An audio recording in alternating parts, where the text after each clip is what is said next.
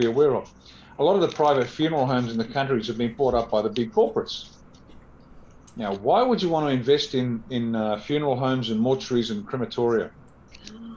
Because there's going to be millions of bodies that need to be disposed of.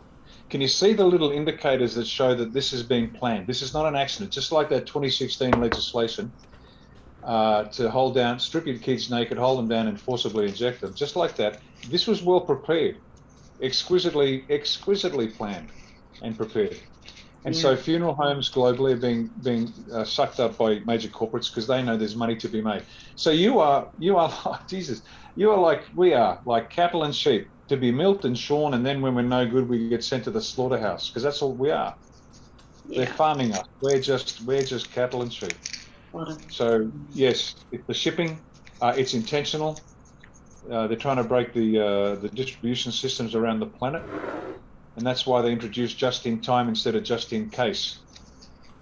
Just in time says we'll have it just in time. Just in case says we've got a storeroom full of the stuff in case it's needed. Does that make sense? Yeah. And the whole world went to just in time.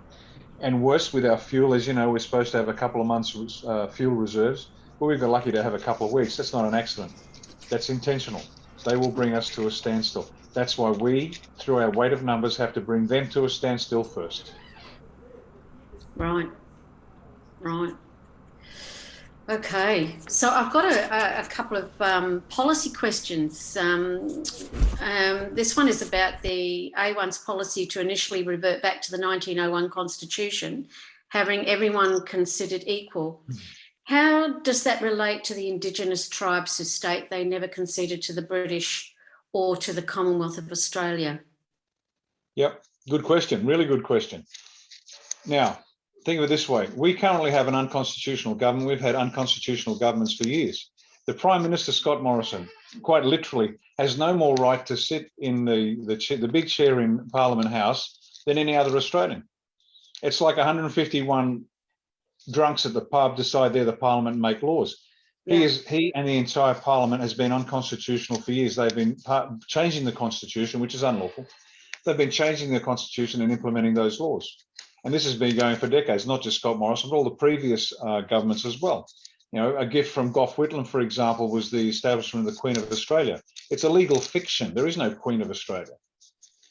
So we've got this completely bogus, and that's the nicest word to describe it. They have no authority. That's why I'm happy that people will challenge all the legality of this, but there is no legality.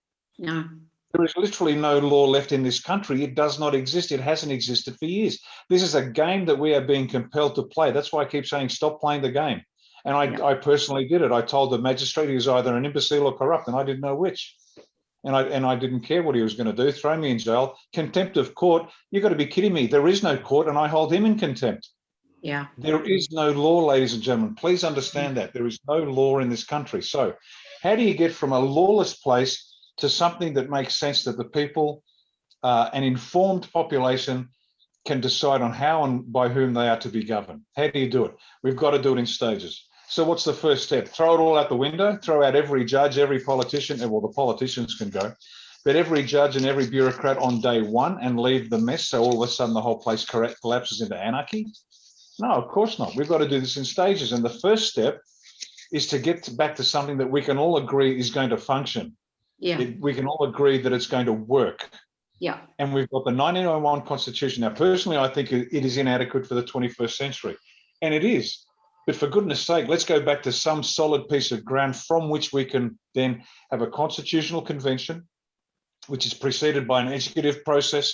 And all of a sudden, we can reveal the truth to the people about what happened way back when. And then together, and this is important here, the start point's important, but what's more important is the end state.